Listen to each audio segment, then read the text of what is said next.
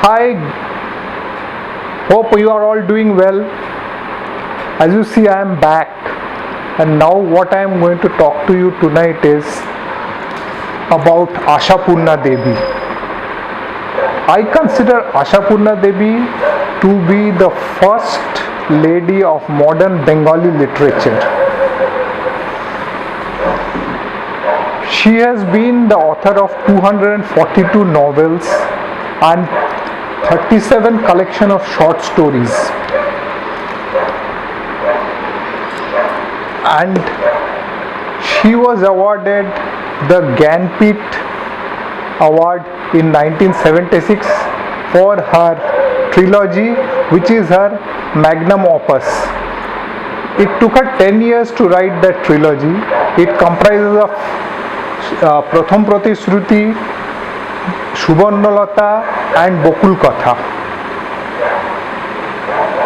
Apart from Gyanpith Award, she was a recipient of various awards, including the Sahitya Academy Fellowship, D.Lit from various universities, including the Deshikottama Award from Vishwabharati University. Her stories have been made into successful films in Hindi and in other regional languages. The films made from the stories of Ashapurna include Taposya, Ek Vibah Aise Bhi, Agni Pariksha, etc. Pratham Pratrishruti, the first of the trilogy, was made into a Bengali movie, and later on it was made into a successful TV serial. So was Subarnalata. So this is the background of Ashapurna Devi, and let us see how her life's journey started. Her journey started in 1909 and it continued up to 1995. It was a fairly long journey, and we can say that she is the true representative of 20th century India and Bengal. She was born in a very conservative Bengali family, and at that point of time the education for girl children was a taboo in that particular family. That is why Ashapurna was never formally educated, and she learnt the Bengali alphabet by listening to her brother's tutors.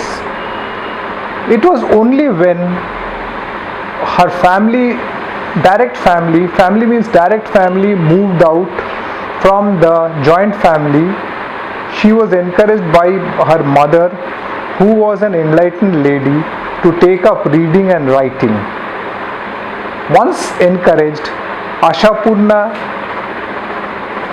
went on with her study of literature, and her first poem was published in a then Bengali magazine called Shishu Sathi. She was only 13 at that point of time, and after that she never looked back. Ashapurna was a true representative of the 20th century India, and she has seen 2 world wars, she has seen the partition of India and the subsequent riots, etc. Above all, what she has seen is the changes that has happened to the women in the Indian society,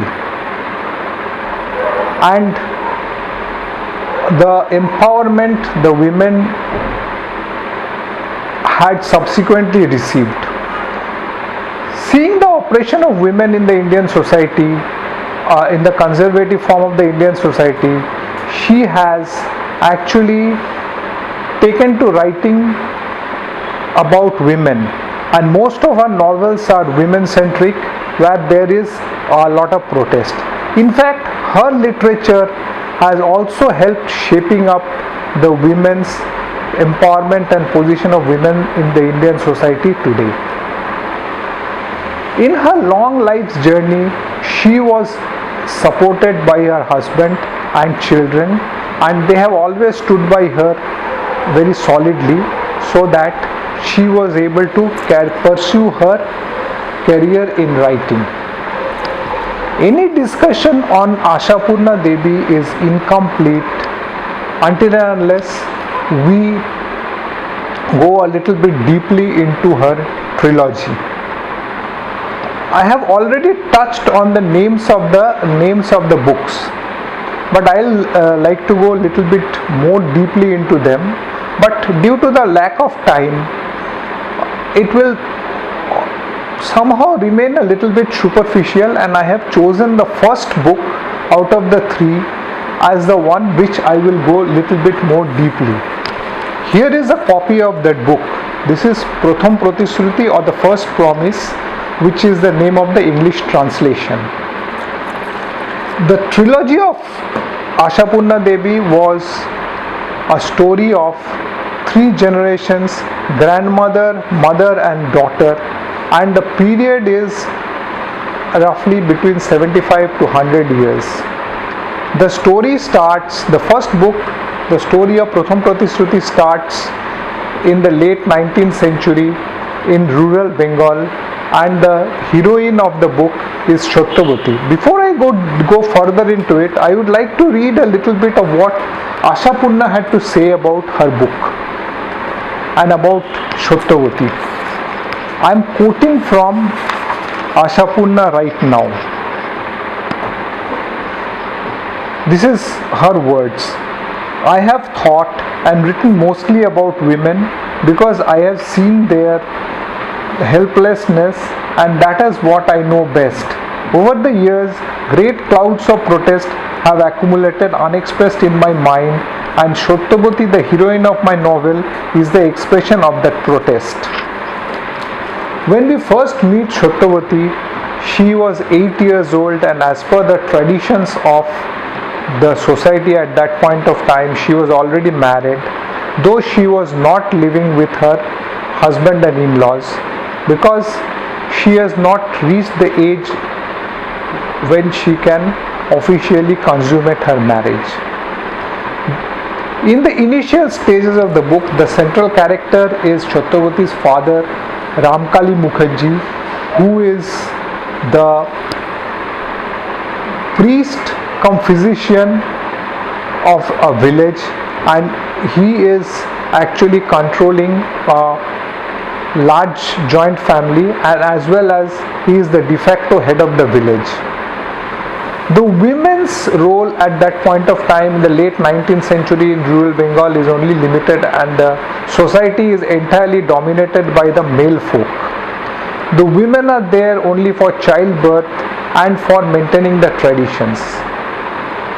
It was the 8-year-old Satya who was actually protesting about the traditions, and right from a very young, tender age, it was observed that she is completely different from the other women of the family. Since she was the only child of Ramkali, Ramkali was indulging her to a certain extent, while whenever she protested, the other women of the household have always tried to suppress her.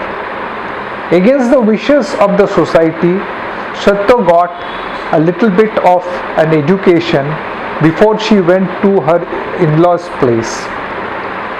The rebellion which she had in her mind continued through her life's journey, and as Ashapurna takes us through the detailed story, which is about 500 pages, we see that young Satya slowly maturing out and turning out into a woman, strong-willed, independent woman, who always goes against the establishment and tries to improve things for the ladies. She has also influenced her husband Navakumar, who is apparently a very weak character, to move out from the village and go to stay in Calcutta, which was then the main hub of the British, who were the rulers of the country. This was because Satya wanted to have facilities given to her children for education, because she knew without education there cannot be any further improvement in the society, and the empowerment factor will always be missing. While Satya was fighting on with her husband to provide better life for the children, there was another force going on, which was taking things out of her control. I would not go much into the book because of the lack of time, but what I would like to say is the name Pratham Pratrishruti was given. Pratham Pratrishruti was given because Satta's promise was given to her daughter Subarnalata that she will be educating her and so that she lives a better life. But somehow the circumstances which prevailed did not allow Satyavati to keep her promise, and she failed in her promise, and at the end of the novel she moves out of her family and leaves her husband and the entire family behind and goes in the quest of answers to her queries. While I conclude the summary of Pratham Pratrishruti here, what I would urge all of you to read the books and find out what happens to Satyavati and her daughters and her granddaughter in the subsequent books Subarnalata and Bakul Katha. This will give you all an insight into how today's women's empowerment has happened and the part played by people like Ashapurna Devi in that empowerment and the change in the society. In case you people after reading the book want to discuss further, please do get in touch and I will be happy to be discussing about Ashapurna Devi subsequently. And I would also urge you to read her other works and judge her as an author, and I think after reading all the books you will feel that my conclusion or my thought that she is the first lady of modern Bengali literature would be vindicated. Thank you. See you soon.